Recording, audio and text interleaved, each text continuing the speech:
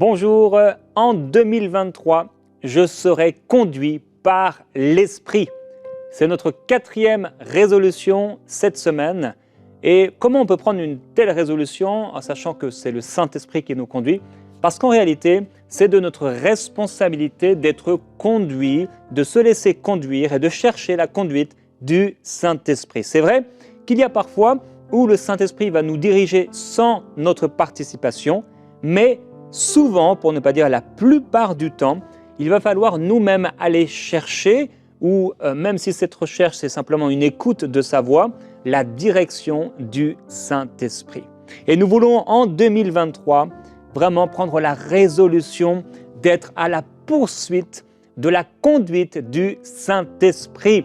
Ce Saint-Esprit que nous retrouvons partout dans la parole de Dieu, ce Saint-Esprit que nous retrouvons au départ, alors qu'il se mouvait au-dessus des eaux, le Saint-Esprit que nous trouvons à travers la colonne de nuée et de feu, c'est le Saint-Esprit qui a conduit le peuple de Dieu à travers le désert et qui l'a fait entrer à Canaan. C'est le Saint-Esprit qui est venu sur le Seigneur Jésus-Christ. Il a été rempli et revêtu par le Saint-Esprit. C'est le Saint-Esprit qui est descendu à la Pentecôte, transformant le Pierre un peu fragile en homme de Dieu, en homme de foi. C'est le Saint-Esprit qui a dirigé l'Église. C'est le Saint-Esprit qui parlait dans l'Église. Mettez-moi à part Paul et Barnabas pour l'œuvre à laquelle je les ai appelés. C'est le Saint-Esprit qui les dirigeait ou au contraire, qui les empêchait d'aller dans tel et tel lieu. C'est le Saint-Esprit qui a été répandu et qui s'est répandu sur tous ceux qui écoutaient Pierre en train de prêcher l'Évangile. C'est la première fois qu'ils écoutaient l'Évangile être prêché et ils ont été remplis du Saint-Esprit.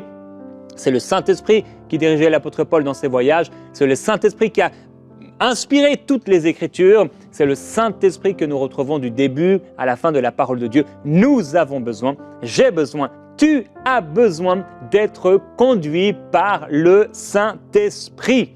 Et donc, je lisais dans Juges au chapitre 17, ce chapitre est un peu drôle entre guillemets et assez court. Je vais peut-être le lire ou résumer en partie. Il y avait un homme de la montagne d'Éphraïm nommé Mika. Il dit à sa mère, « Les 1100 cycles d'argent qu'on t'a pris et pour lesquels tu as fait des imprécations, donc des malédictions à mes oreilles, voici que cet argent est chez moi, c'est moi qui l'avais pris. Ne volez jamais vos parents, parenthèse. Et si vous les avez volés, rendez-leur ce que vous leur avez volé, avouez, et rendez bien sûr au-delà de ce que vous avez volé. » Et sa mère dit, « Béni soit mon fils par l'Éternel. » Donc elle va renverser la parole de malédiction qu'elle avait donnée concernant le voleur.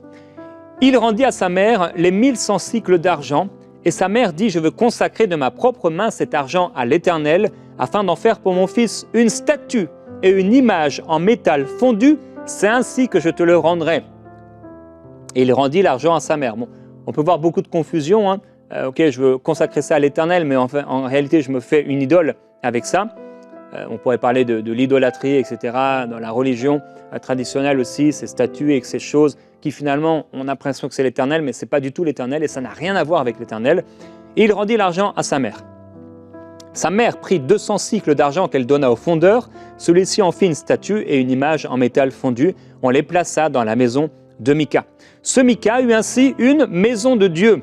Il fit un éphod et des téraphins et il investit l'un de ses fils qui lui servit de sacrificateur. Alors, déjà, c'est vraiment étonnant et surprenant comment les choses se passent. Voilà que la maman elle récupère son argent et elle dit « Je vais consacrer ça à l'Éternel ». En réalité, sur les 1100 cycles, elle va ne consacrer que 200 cycles pour le donner au fondeur et faire cette statue. Peut-être elle a donné un peu d'argent également pour l'éphod et les téraphins. Et finalement, Mika, avec l'argent volé, récupéré, avec l'idole, donc va se faire une maison de Dieu.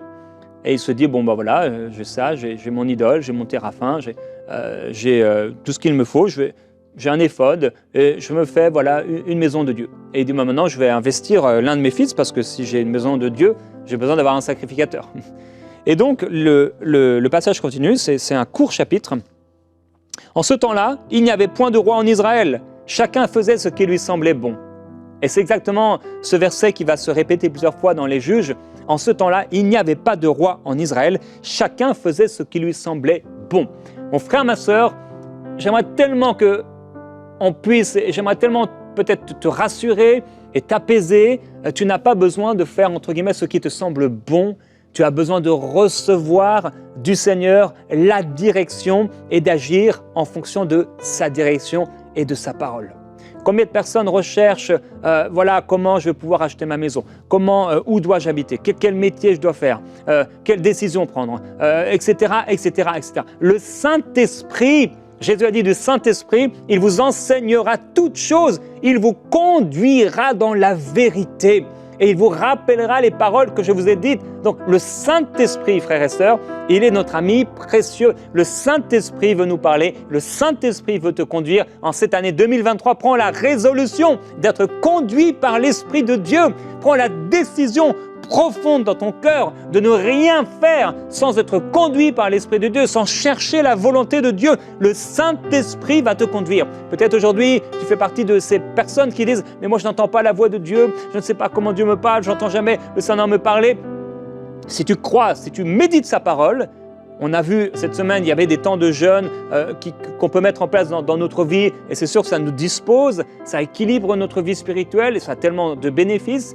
Et en tout cas, si tu médites la parole, si tu te mets à part et si tu cherches dans la parole la volonté de Dieu pour toi, si tu pries, si tu recherches le Seigneur, tu vas entendre sa voix.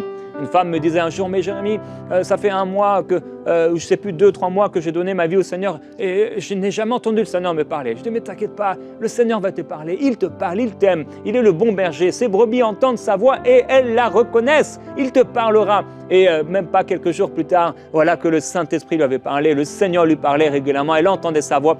Il suffit d'apprendre à connaître la voix du Saint-Esprit, comment il me parle, de quelle façon il me parle. Mais j'aimerais te dire que, comme je l'ai dit cette semaine, la façon dont il va te parler le plus, c'est à travers sa parole en la méditant. Donc, le passage continue, chacun fait ce qui lui semble bon. Mais on n'est pas appelé à faire ce qui nous semble bon, mais à faire ce que le Saint-Esprit trouve bon. Il y avait un jeune homme de Bethléem de Juda, donc c'est l'histoire qui continue, du clan de Juda, il était lévite et il séjournait là. Cet homme partit de la ville de Bethléem de Juda pour aller séjourner là où il pourrait. En poursuivant son chemin, il arriva dans les monts d'Éphraïm jusqu'à la maison de Mika. Mika lui dit « D'où viens-tu » Il lui répondit « Je suis lévite de Bethléem de Juda et je voyage pour aller séjourner là où je le pourrai. » Donc voilà un lévite, mais c'est tellement pas le plan de Dieu. Il est perdu, il cherche, il est en train de vagabonder. C'est où l'endroit où je dois m'installer? Alors ça arrive dans notre vie bien sûr, et ça arrive peut-être même souvent, des moments où on ne sait pas quoi faire, on a l'impression d'un peu de vagabonder. Qu'est-ce que tu veux? C'est quoi ta volonté pour moi? C'est normal, mais on ne se laisse pas diriger par la chair et on n'emprunte pas des chemins dans la chair parce que ça peut être dangereux. Saint-Esprit, je ne veux pas bouger sans que tu me parles. Si tu ne pars pas toi-même avec nous, ne nous fais pas partir d'ici. Tu me conduiras. Tu as conduit ton peuple d'Israël. Ce n'étaient pas tes enfants. Ils n'étaient pas nés de nouveau. Ils n'avaient pas l'Esprit de Dieu en eux. Moi, je suis ton enfant. Je suis ton fils, je suis ta fille. Je suis ton enfant. J'ai l'Esprit de Dieu. Je suis le temple du Saint-Esprit. Alors, Saint-Esprit, conduis-moi, parle-moi. Il y a cette décision, conduis-moi, parle-moi, dirige-moi, s'il te plaît. Mika lui dit, d'où viens-tu? Donc, il répond. Et Mika lui dit, reste avec moi. Deviens pour moi un père, c'est un signe d'honneur, et un sacrificateur, et je te donnerai 10 cycles d'argent par année, un assortiment de vêtements et ton entretien. Et le Lévite entra. C'est écrit ça. Donc il entra chez lui. Et le Lévite entra. Et c'est intéressant de voir un peu entre guillemets l'entretien d'embauche et avec les avantages. Voilà quels avantages tu auras, toi, homme de Dieu. C'est terrible. Je sais que, par exemple, aux États-Unis, ça se passe dans beaucoup d'églises, j'allais dire la plupart, mais en tout cas dans beaucoup d'églises, où les gens qui se disent pasteurs, en fait, ils vont choisir leur poste d'église en fonction des salaires et du salaire et des avantages. Mais c'est terrible. C'est terrible. Parfois, Dieu est tellement bon qu'il va permettre à la personne quand même d'aller au bon endroit, où il utilisera la personne d'une certaine façon. Mais on ne devrait tellement pas être dirigé par le montant du salaire. On ne devrait tellement pas être dirigé par les avantages. Dieu n'est pas dans ce genre de choses. Dans la direction, je parle. Dieu peut te donner un bon salaire, il peut te donner des avantages. Mais ce n'est pas ça qui doit diriger tes décisions. Ce n'est pas même d'avoir une bonne affaire devant toi. C'est d'avoir, et on va le voir ensemble, la paix le témoignage intérieur dans ton cœur, sentir la conduite du Saint-Esprit ou d'entendre sa voix, où le Seigneur te parle clairement et tu peux dire oui, le Seigneur m'a parlé, je sens, ou je sens vraiment, c'est la bonne chose à faire. J'ai ce sentiment de paix en moi. Je vais le faire. Le Lévite entra. Il se décida ainsi à rester avec cet homme qui regardait le jeune homme comme l'un de ses fils. Mika investit le Lévite, parce que Mika, il a de l'argent, il a des trucs religieux, et il se dit, bon, moi, maintenant, j'investis le Lévite. Comme si un homme pouvait investir un autre homme. Et ce jeune homme devint son sacrificateur et demeura dans sa maison. Et Mika dit maintenant, je sais que l'Éternel me fera du bien, puisque j'ai ce Lévite pour sacrificateur. Et ça, c'est très intéressant. La superstition. Combien de personnes, peut-être d'entre vous-même, vous pensez que Dieu va vous bénir parce que votre pasteur est quelqu'un de génial? Parce qu'il vous dit qu'il a une grâce surnaturelle sur sa vie et que parce que vous lui donnez de l'argent, eh bien, cette même grâce va tomber sur vous. Parenthèse. Combien il y a de superstitions et même parfois de substitution de foi. Moi, je n'ai pas la foi, mais il y a quelqu'un dans ma famille qui a la foi, alors tout ira bien pour moi. Il y a peut-être un mari, tu es en train d'écouter derrière ton épouse, là, tu es assis sur le canapé, elle est en train de te faire à manger. Toi, tu ne connais pas le Seigneur et tu entends ma voix maintenant, et là, tu te dis, mince, il parle de moi. Et tu n'as rien à faire du Seigneur. Et tu t'imagines que parce que ta femme marche avec Dieu, eh bien, tu seras béni et tu auras ceci et cela, et le Seigneur t'ouvrira la porte au ciel. Mais non, si tu n'acceptes pas Jésus-Christ dans ton cœur, comme celui qui te sauve, et s'il ne devient pas ton Seigneur, si tu ne te soumets pas à lui, si tu n'es pas capable aujourd'hui de prendre cette décision de vivre pour lui, et que tu meurs ainsi malheureusement, tu iras ce qu'on appelle en enfer. Éloigné de la présence de Dieu pour l'éternité, c'est horrible. Quand parfois j'y pense, c'est terrible. Des fois, j'étais dans un hôpital et je voyais les gens dans un état terrible. Mais imagine, c'est pire que ça. Et ça ne s'arrête jamais. J'aimerais te dire, si c'est toi qui m'écoutes aujourd'hui, que tu sois cet homme dont j'ai parlé, ou tu es quelqu'un, tu m'entends. En fait, ce que tu as suivi jusqu'ici, c'est juste une religion. Et tu peut-être as cliqué sur cette vidéo où tu es en train d'écouter, tu as été interpellé parce que tu te dis, mais moi je veux être conduit par l'Esprit. Mais quel esprit? On parle du Saint-Esprit. On ne parle pas d'un ange ou d'un esprit qui te conduirait. On parle de l'Esprit de Dieu, c'est l'Esprit de Jésus-Christ. Mais pour que l'Esprit de Jésus-Christ te conduise réellement dans ta vie, il faut que l'Esprit de Jésus-Christ habite dans ton cœur. Et si tu n'es pas sauvé aujourd'hui, eh bien le Seigneur vient et il est venu pour te sauver et te pardonner et te libérer de tes nombreux péchés. Il faut que tu reconnaisses dans ton cœur, je ne peux pas me sauver par moi-même. Christ est mort à ma place sur la croix, c'est moi qui aurais dû mourir. Alors Jésus, je te demande sincèrement pardon pour tous mes péchés. Je suis un pécheur et je viens à toi et je t'en supplie, pardonne-moi. Efface mes péchés. Inscris mon nom dans le livre de vie et sauve-moi. Je veux vivre pour toi maintenant. J'abandonne tous mes projets personnels. Je mets tout au pied de la croix. Et continue cette prière selon ce que ton cœur te pousse et l'Esprit te pousse à prier. Voilà, je sais que l'Éternel me fera du bien parce que j'ai ce Lévite pour sacrificateur. Et le verset continue, en ce temps-là, il n'y avait point de roi en Israël. Le chapitre 17 s'est terminé. Et là, on va voir que à nouveau, la tribu des Danites va vagabonder, etc. Et en fait, il y a tellement de choses qui se passent dans ces chapitres où finalement, les gens sont conduits par les circonstances. Les gens sont conduits par des choses et ils prennent des décisions et chacun agit selon ce qui lui semble bon de faire. Mais quelle grâce d'avoir le Saint-Esprit. Quelle grâce de... C'est tellement plus léger. Vous savez, quand on est un enfant et que c'est papa, c'est maman qui décide pour nous. Peut-être des fois on n'aime pas. Mais quelle grâce quand même. Quelle grâce d'arriver à la maison et on est enfant.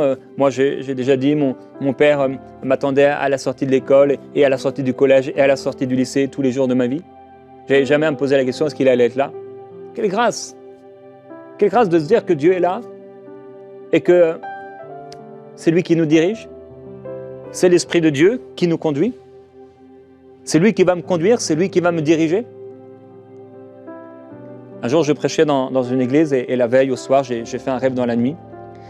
Et j'étais en train de conduire et mon compteur de voiture s'est éteint à moitié. Alors je tapais dessus, il se rallumait, puis plus rien. À un moment, il n'y avait plus rien, mais ma voiture, les feux se sont éteints. Il n'y avait plus de lumière du tout. J'étais sur une grande route et je roulais à 90 km/h. Et donc, je ne voyais plus rien, j'étais dans le noir total. Et le rêve s'est arrêté. Et le Seigneur m'a très clairement parlé, et c'était un message pour cette église, mais c'est un message pour vous aujourd'hui. Et il m'a montré ce passage, nous marchons non par la vue, mais par la foi.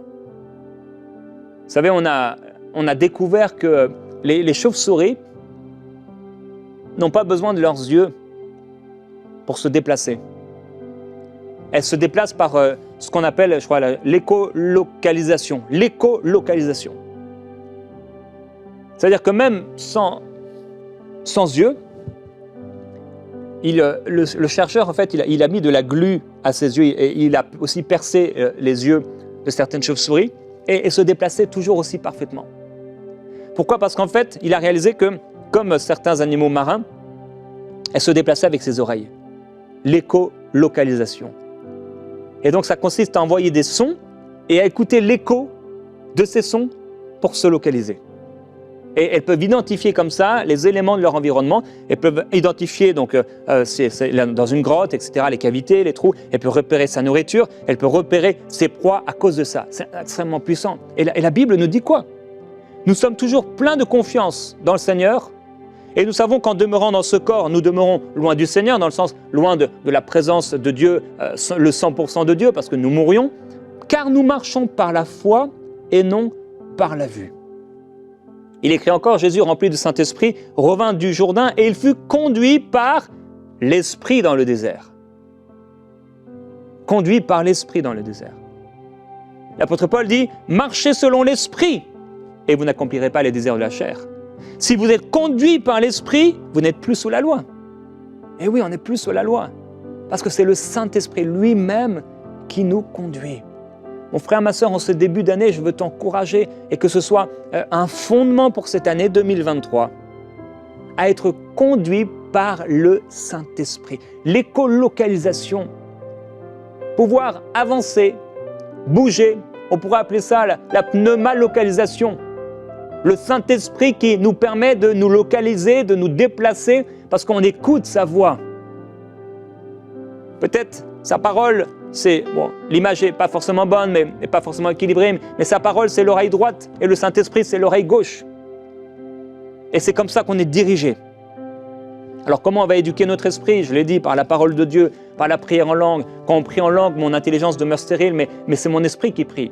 Alors plus je passe du temps dans la prière en langue et plus je sensibilise ma nature spirituelle, ce qui est vraiment l'esprit en moi.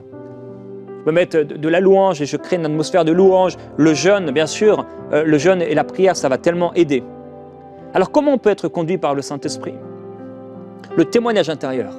L'Esprit lui-même rend témoignage à mon esprit que je suis enfant de Dieu. Je n'ai pas entendu le Saint-Esprit me dire « Jérémie, tu es enfant de Dieu maintenant ». Par contre, le jour où j'ai reçu Jésus-Christ, j'avais le témoignage, et je l'ai encore, je suis enfant de Dieu. Ce que les gens religieux ne peuvent pas dire. Quand on leur pose la question, mais quand tu vas mourir, est-ce que tu sais où tu vas aller? J'espère que Dieu, j'essaie de faire le bien. Alors que quand tu deviens enfant de Dieu, tu sais en toi-même, tu as le témoignage du Saint-Esprit que tu es enfant de Dieu. Le témoignage intérieur, c'est ce témoin intérieur de paix, ce sentiment. Oui, c'est Dieu qui te parle. Il y a aussi la conscience. La conscience, c'est cette petite voix qui te parle. La conscience, c'est « ne fais pas ça » ou « fais ceci ». C'est une petite voix, vraiment, c'est la voix de ta conscience. C'est ce qu'on peut appeler la petite voix intérieure. Il y a aussi la voix du Saint-Esprit. Ça, c'est vraiment beaucoup plus fort. Par exemple, le Saint-Esprit dit « mettez-moi à part Paul et Barnabas ». Là, tu es en train de faire quelque chose et t'entends comme une voix. Tu as même l'impression que wow, c'est quelqu'un qui t'a parlé, ou peut-être en toi-même. C'est tellement fort. Il y a aussi l'intuition. La conscience, c'est comme une boussole qui te dirige. Mais l'intuition, c'est comme un radar. Tu perçois des choses. C'est l'intuition.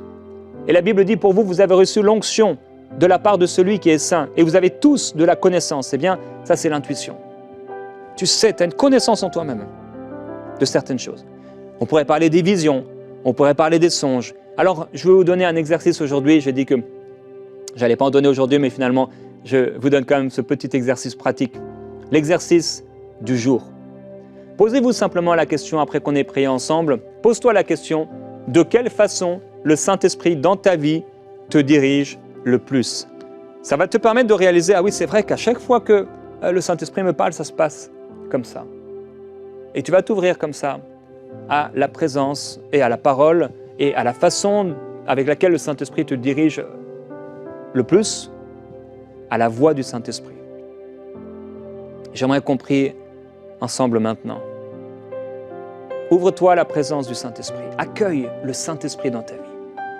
Saint-Esprit, nous accueillons ton ministère. Saint-Esprit, nous croyons que oui, on n'est pas censé marcher par la vue. On n'est pas censé être des vagabonds. On n'est pas censé vagabonder sans cesse et ne pas savoir où aller, que faire, quoi faire, comment le faire, comment dépenser, quoi acheter, quoi ne pas acheter, où s'installer, où demeurer, avec qui je dois me marier. Seigneur, mais le Saint-Esprit, tu as été envoyé par le Père, tu as été envoyé par Jésus. Seigneur Jésus, tu nous as laissé le Saint-Esprit. Et Saint-Esprit, je veux m'ouvrir à ton ministère. Je refuse maintenant de prendre des décisions par moi-même. Je vais prendre le temps, cette année 2023, d'être conduit par l'Esprit. Saint-Esprit, j'accueille ton ministère. Pardonne-moi, Saint-Esprit, de t'avoir laissé trop souvent. Pardonne-moi, Saint-Esprit, pour toutes les décisions que j'ai pu prendre sans te consulter, sans écouter ta voix à l'intérieur de moi. Pardonne-moi d'avoir calculé, d'avoir raisonné avec mon intellect, d'avoir fait des calculs, arrivé à une conclusion qui n'était peut-être rien à voir avec ce que tu aurais voulu me faire faire. Rien à voir avec tes propres conclusions. Tu as parlé à Isaac, il a semé en plein désert, il a récolté cette année le centuple parce qu'il a entendu ta voix. Je veux écouter ta voix, Saint-Esprit. Je veux m'ouvrir à toi, m'ouvrir à ton ministère, m'ouvrir à ton service, le service que tu rends. Merci pour ce ministère. Je refuse les inquiétudes parce que tu es avec moi. Je refuse la peur parce que tu es avec moi. Je refuse de m'inquiéter. Je refuse cette voix qui me dit « tu n'entendras pas la voix de Dieu ». Au nom de Jésus-Christ, voix accusatrice, voix de doute, voix d'incrédulité, tu quittes ma vie parce que j'entends la voix du bon berger. Esprit de Jésus-Christ, tu es le Saint-Esprit. Et de la même façon que Jésus, tu pouvais diriger tes disciples, de la même façon que tu pouvais envoyer tes disciples, parler à tes disciples, demander à tes disciples de faire certaines choses, enseigner tes disciples, prophétiser à tes disciples, préparer, avertir tes disciples. Viens le faire dans ma vie. Saint-Esprit, dirige-moi, Saint-Esprit. Merveilleux Saint-Esprit, je m'ouvre à toi. Je veux marcher par la foi. Je crois en toi. Merveilleux Saint-Esprit, ouvre-toi encore au Saint-Esprit, mon frère, ma soeur, dans ce temps de prière. C'est tellement important. Ce temps aujourd'hui, c'est tellement important. Ça concerne 2023. Saint-Esprit, en 2023, je serai conduit par toi parce que je vais aller chercher et je vais me sensibiliser à ta voix. Je n'aurai pas besoin de transpirer pour aller entendre ta voix, juste de m'ouvrir, juste de me sensibiliser, juste d'apprendre à écouter ta voix. Apprends-moi à écouter ta voix. Tu as promis, Seigneur Jésus-Christ, que tes brebis entendent ta voix et elles la reconnaissent. Tu as dit en ressuscitant aux disciples que la paix soit avec vous. Tu as dit que ton joug, il était doux et léger et qu'on trouverait du repos pour nos âmes. Père, je prie pour tous ceux qui n'ont pas le repos en ce moment dans leur cœur, dans leur âme. Ils ne savent pas quoi faire. Il y a des situations, il y a des difficultés, il y a des problèmes financiers, il y a des décisions à prendre, il y a des manques, il y a des choses, Seigneur, qu'ils ne comprennent pas. Saint-Esprit, parle-leur. Parle-leur, Saint-Esprit. Qu'ils entendent ta voix. Qu'ils entendent ta voix, que leurs oreilles, les oreilles qui étaient bouchées, je parle aux oreilles qui étaient bouchées, et je leur dis au nom de Jésus-Christ, ouvrez-vous maintenant. Ouvrez-vous maintenant. Tu entendras la voix du Seigneur. Maintenant, ce qui bouchait tes oreilles, ce qui t'empêchait d'entendre, les parasites spirituels, les oppressions spirituelles, ce qui couvrait tes oreilles pour entendre, maintenant, au nom de Jésus-Christ, ça quitte ta vie.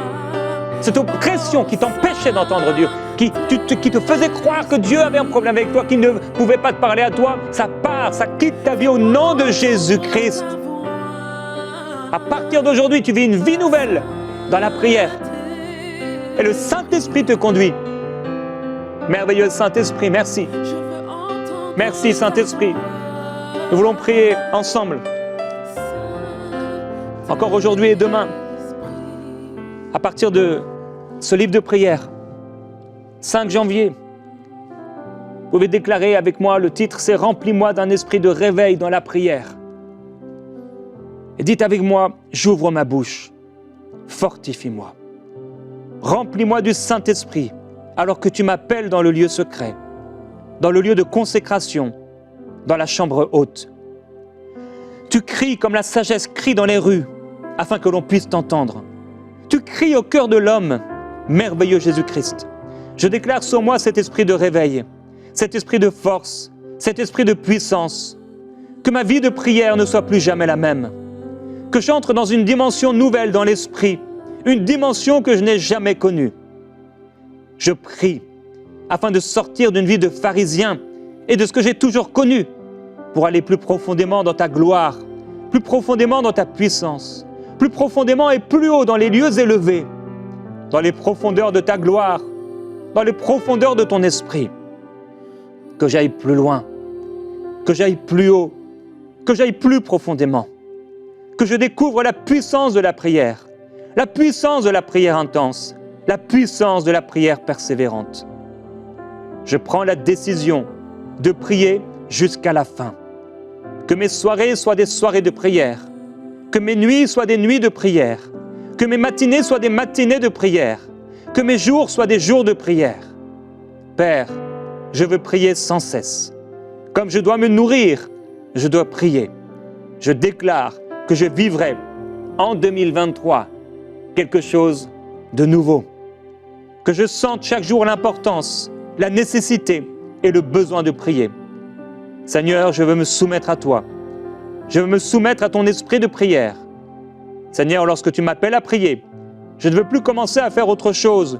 Non, je veux prier et prier jusqu'à la fin. Il en sera ainsi dans ma vie, au nom de Jésus-Christ.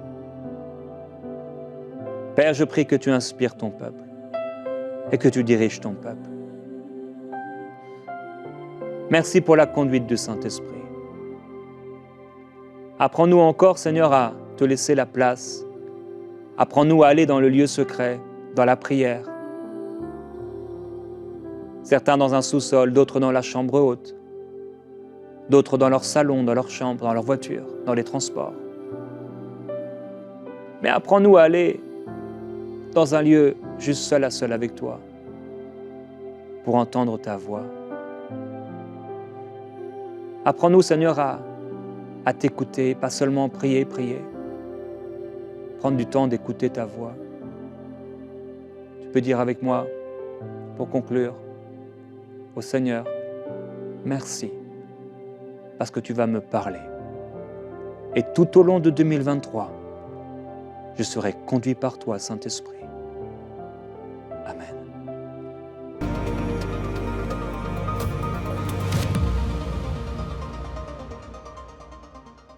Comme vous le savez, une des missions de MCI est d'enseigner le peuple francophone à travers les médias et c'est exactement ce que nous désirons faire avec la toute nouvelle émission d'enseignement quotidienne Teach et également à travers EMCI Academy. Tout ce qui reste à faire, c'est d'équiper le Studio B, là où je me trouve en ce moment, et vous pouvez nous aider en devenant un des 5000 sommeurs en vous connectant sur emcitv.com/5000. Vous allez être une bénédiction non seulement pour ce ministère, mais pour tout le peuple francophone. Que Dieu vous bénisse et merci à tous les semeurs qui soutiennent cette œuvre. Semons dès maintenant pour vivre une grande moisson à travers les projets du Centre EMCI. Pour faire votre don, rendez-vous sur emcitv.com/5000. Vous pouvez donner en une seule fois ou en plusieurs mensualités.